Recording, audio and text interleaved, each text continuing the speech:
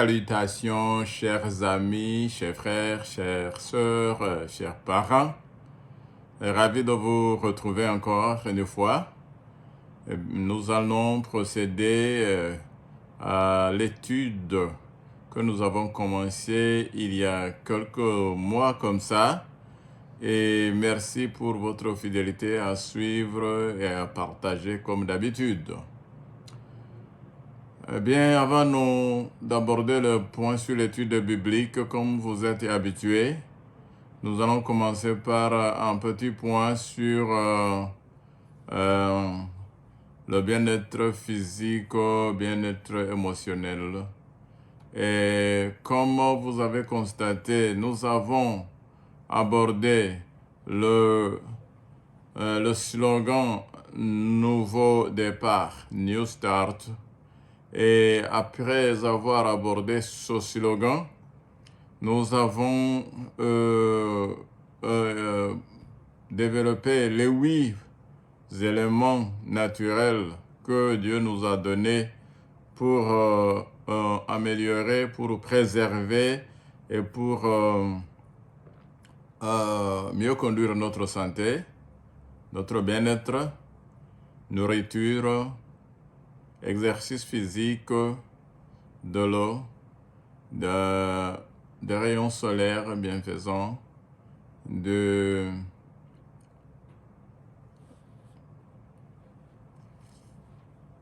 la tempérance qui est la modération et l'abstinence bien sûr combinées. Et nous avons vu aussi l'air, le repos, ça veut dire le sommeil. Et enfin, nous avons vu comment la confiance en Dieu agit un parfum sur tout ça. Dans les épisodes passés, récents, je vous ai partagé les témoignages. Témoignages que j'ai vécus, soit personnellement dans ma vie ou la vie de mes proches, ou les témoignages qui ont été partagés par les confidents. Aujourd'hui, nous continuons avec les témoignages sur la plage santé. Je vais utiliser les noms attribués qui ne sont pas les noms propres.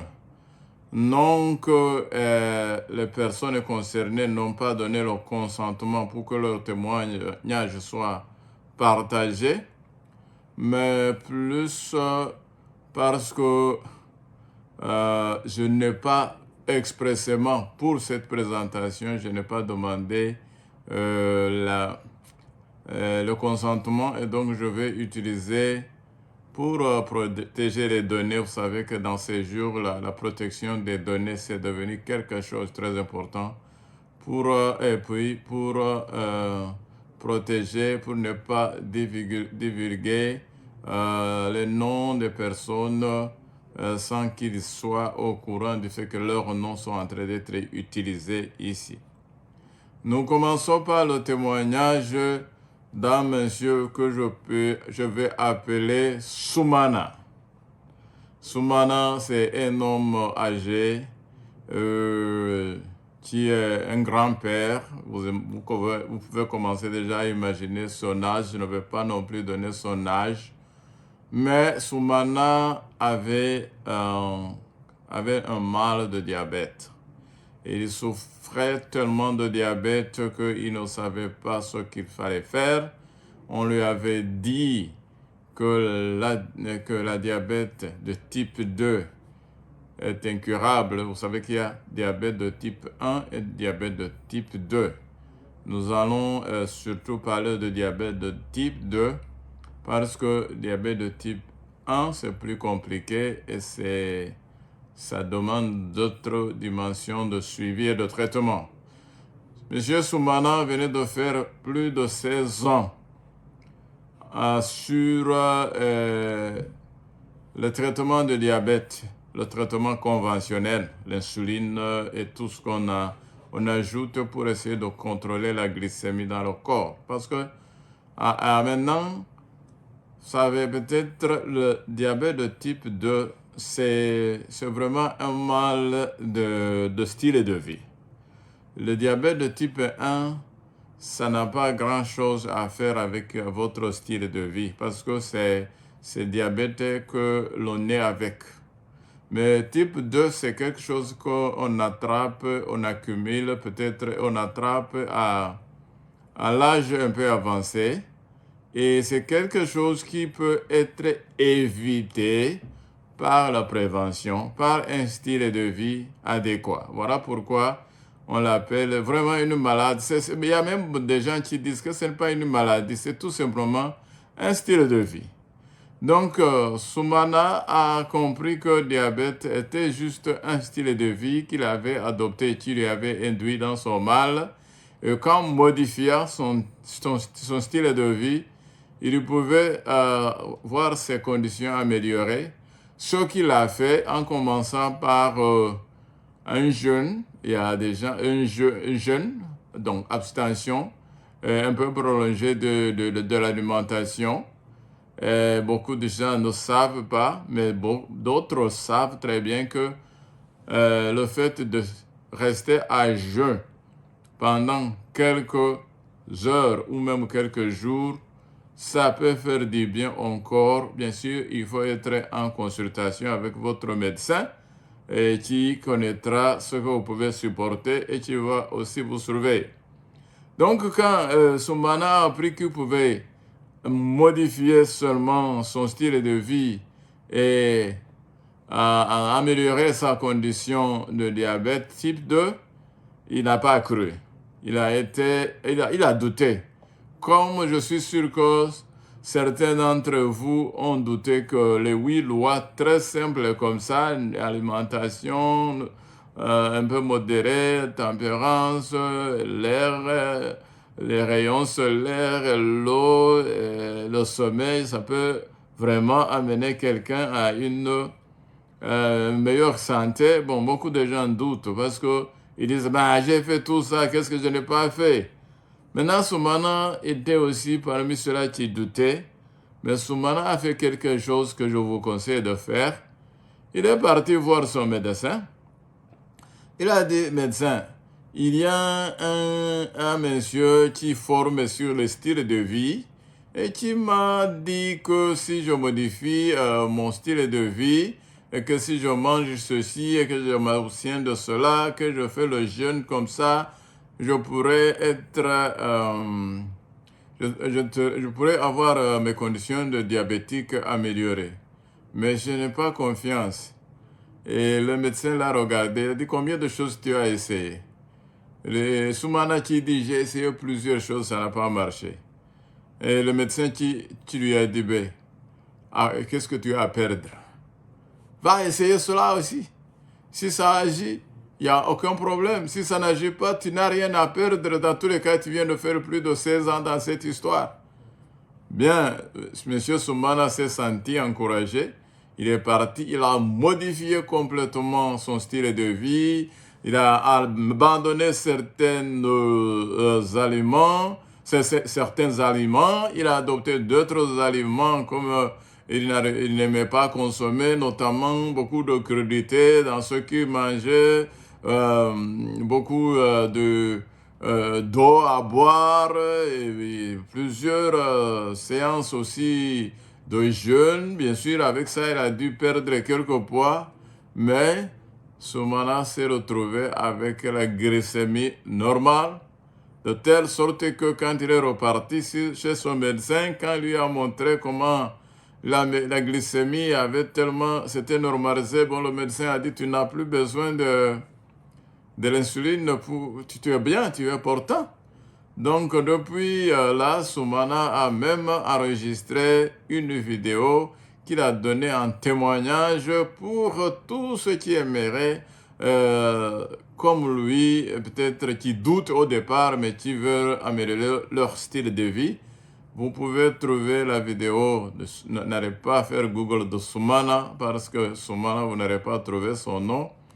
Mais vous pouvez Google, par exemple, guéri de diabète après 16 ans. Ou bien quelque chose comme ça, et vous allez trouver ça sur sur le site et chaîne YouTube qui s'appelle Onward Pilgrim, qui est animé par mon ami, ou bien ça peut, en français, c'est En avant pèlerin.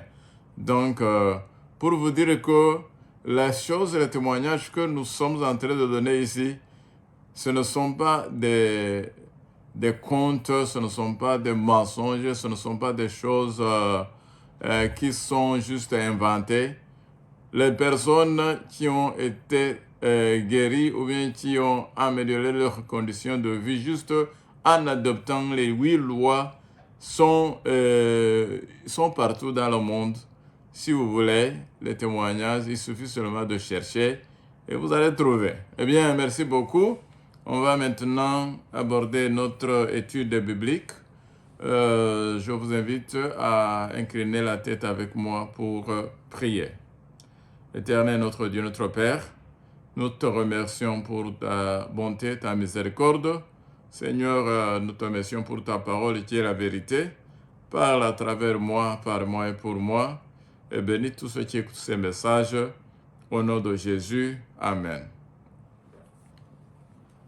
Chers amis, nous avons depuis quelques mois abordé cette réflexion, cette étude biblique sur le sarment et le cep. On a couvert plusieurs sujets et aujourd'hui nous avons un sous-titre intitulé « Demeureux et la joie illimitée ».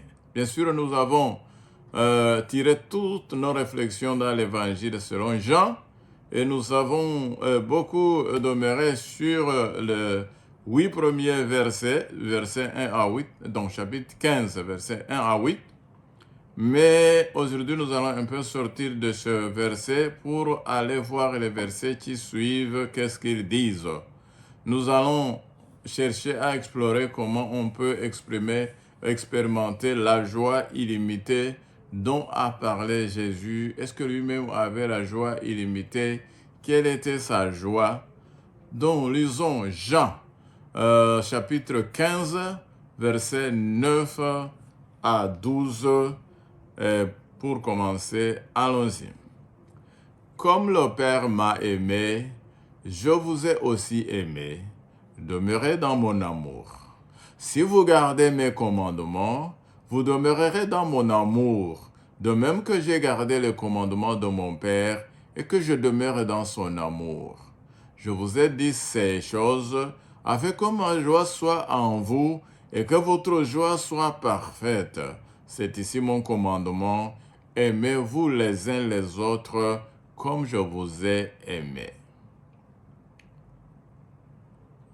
Eh bien, nous allons récapituler un tout petit peu.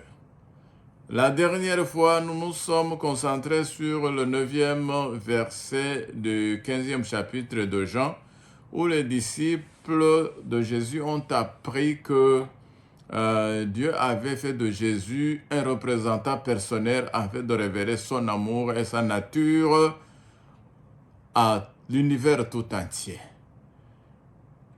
Dieu, ici nous parlons du Dieu trinitaire, ce que beaucoup appellent la Trinité.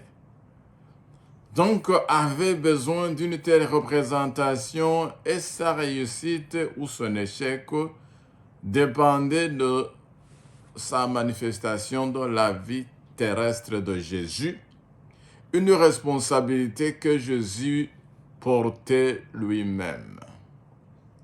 Nous avons également appris que Jésus nous a confié cette responsabilité de représentation similaire. Tout comme Jésus représentait Dieu auprès de l'univers, nous avons la mission de le représenter auprès de nos semblables. Jésus nous a confié ce rôle malgré notre nature pécheresse. Notre faiblesse et notre fragilité, oui, tout ça combiné. Heureusement, il nous a assigné une tâche et nous a expliqué précisément comment l'accomplir. Décrivant son propre rôle, Jésus a dit à ses disciples qu'il avait été envoyé pour accomplir la volonté du Père. Et concernant notre Lord, il a dit, « Je vous envoie de la même manière que mon Père m'a envoyé. » La dépendance constante de Jésus envers son Père était fondamentale dans la manière dont le Père a envoyé Jésus. C'est ainsi que Jésus a pu dire, comme nous voyons, comme nous venons de voir, « De moi-même, je ne peux rien faire. » Et encore, c'est dans ce sens que la Bible dit en 2 Corinthiens, chapitre 5, verset 19, que Dieu était en Christ réconciliant le monde avec lui-même.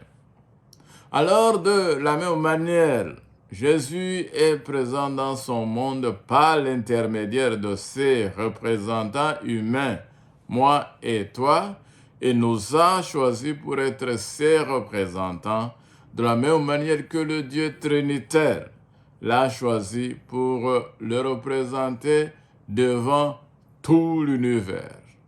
C'est pourquoi Jésus a dit dans Jean chapitre 15, verset 16, ce qui suit. « Ce n'est pas vous qui m'avez choisi, mais moi je vous ai choisi. » Réfléchissez un instant à ce que Dieu a signifié en faisant de Jésus son représentant. Et à ce que Jésus a signifié aussi en faisant de nous ses représentants. Si vous devez choisir une personne pour vous représenter, de telle sorte que l'autorité de votre nom puisse être utilisée à toute fin, quel niveau de confiance devrez-vous lui accorder? Une confiance totale. Dieu a placé une confiance totale en Jésus et Jésus nous accorde une confiance totale de la même façon. C'est ainsi que Jésus a pu dire dans Jean 14, verset 14, « Si vous demandez quelque chose à mon nom, je le ferai. » Pensez-y encore. C'est comme un ambassadeur envoyé dans un pays étranger et avec l'autorité qui lui est conférée, lui permettant d'utiliser le nom du souverain de son pays pour traiter toutes les affaires. Lorsque nous utilisons le nom du Seigneur Jésus-Christ, nous bénéficions d'un même privilège et agissons sous le même mandat que cet ambassadeur. Mais ici, c'est être ambassadeur de la pureté et de la sainte, et de la toute-puissance et de la toute-science. C'est extraordinaire. Maintenant, Jésus, pour que nous puissions accomplir cette mission, nous donne un commandement. Nous allons relire encore Jean 15, versets 9 à 12. Comme le Père m'a aimé, je vous ai aussi aimé. Demeurez dans mon amour. Si vous gardez mes commandements, vous demeurerez dans mon amour, de même que j'ai gardé les commandements de mon Père et que je demeure dans son amour. Je vous ai dit ces choses afin que ma joie soit en vous et que votre joie soit parfaite. C'est ici mon commandement. Aimez-vous les uns les autres comme je vous ai aimé. Ces versets sont indissociables et de matière à réflexion. Jésus a d'abord dit, si vous gardez mes commandements, vous demeurerez dans mon amour. Puis au verset 12, nous lisons, voici mon commandement, aimez-vous les uns les autres. C'est la chaîne de commandement, la chaîne de l'amour, si vous voulez, qui indique que Dieu se révèle à travers le Christ et le Christ se révèle à travers nous, vous et moi.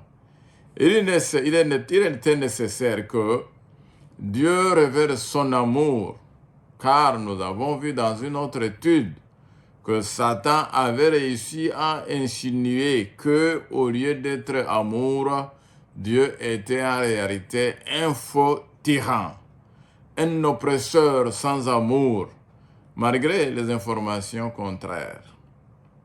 Donc, pour relever ce défi, Jésus a été envoyé pour révéler l'amour de Dieu. Ce faisant, il s'est donné entièrement. La plus grande manifestation de cet amour a eu lieu au calvaire. Mais le calvaire remonte à bien longtemps dans l'histoire. Et Dieu a besoin de représentants qui refléteront son amour de la même manière et au même degré à notre époque. Maintenant, au verset 13 de Jean 15, Jésus ajoute la pensée suivante. Il n'y a pas de plus grand amour que de donner sa vie pour ses amis. C'est une considération importante, mes chers amis, car bien souvent, nous pensons que donner sa vie physique pour autrui est l'incarnation de l'amour. Car ici, les gens, on va penser à quelque chose de tout le temps, on donne sa vie physique. Il y a beaucoup de gens, beaucoup d'hommes et de femmes qui ont volontairement porté le coup fatal à cause de l'amour qu'ils avaient pour les leurs. Est-ce de cet amour que Jésus parlait?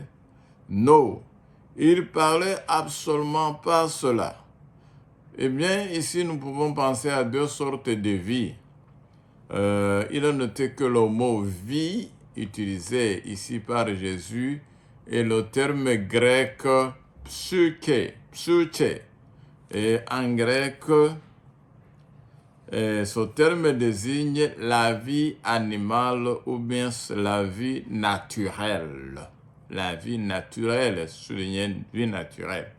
Par contraste, il y a aussi Zoé, que nous tirons de la zoologie, qui désigne la vie active.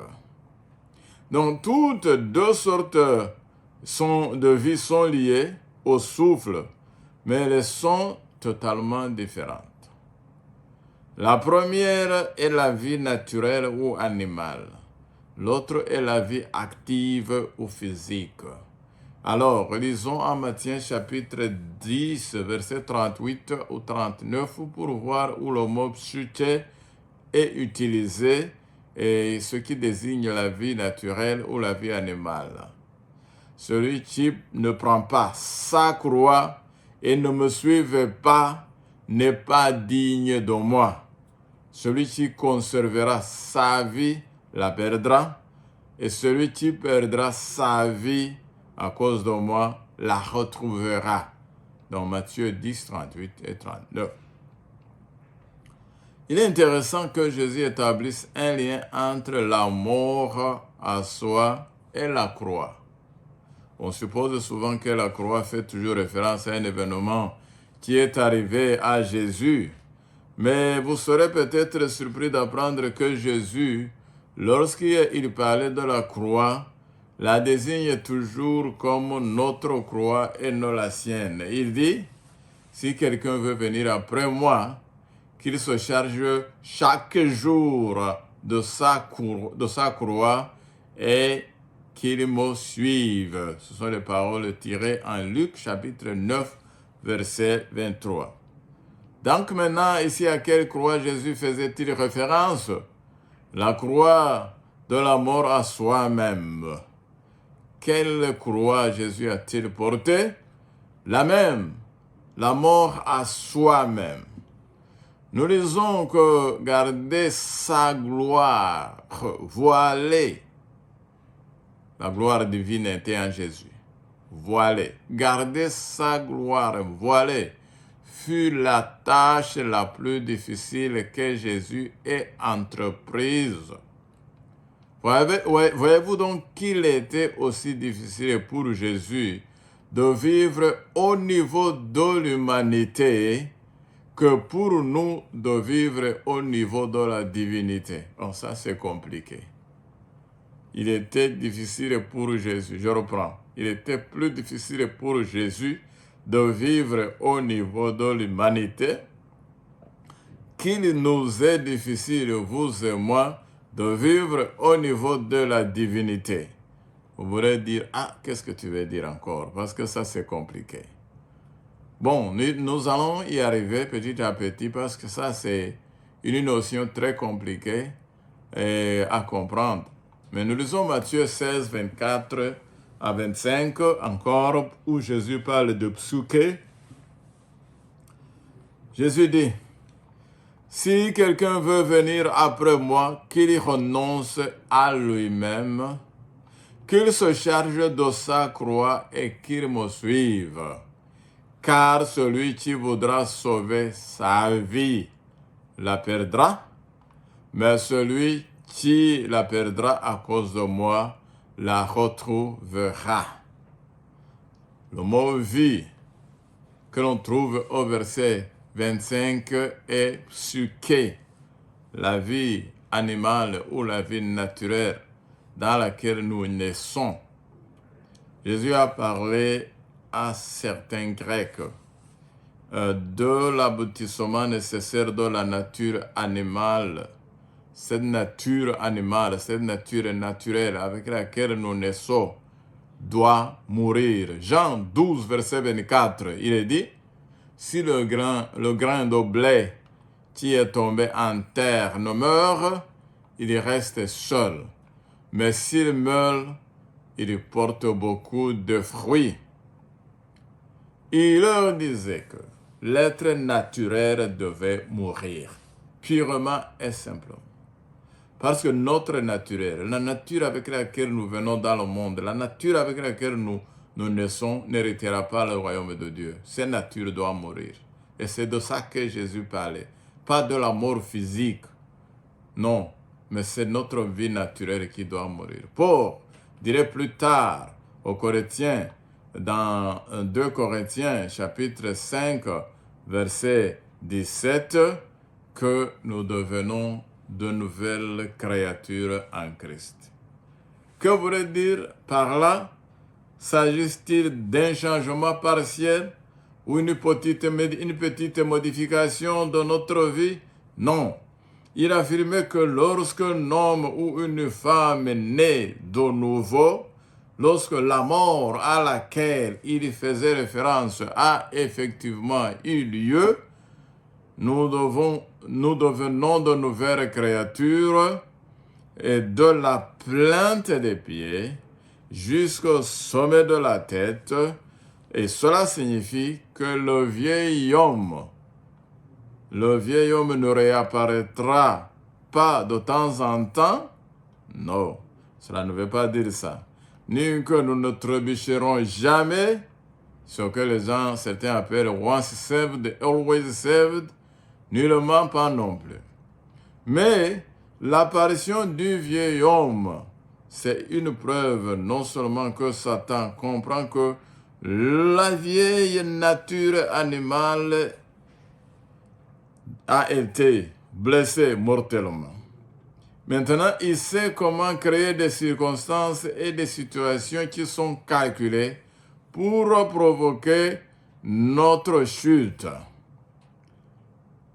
Dans le contexte de ce que nous avons appris sur la psyché, nous pouvons alors traduire le verset de la manière suivante, le verset que nous avons lu en Matthieu chapitre 9. Quiconque sauve sa nature animale perdra l'homme naturel et sera complètement perdu.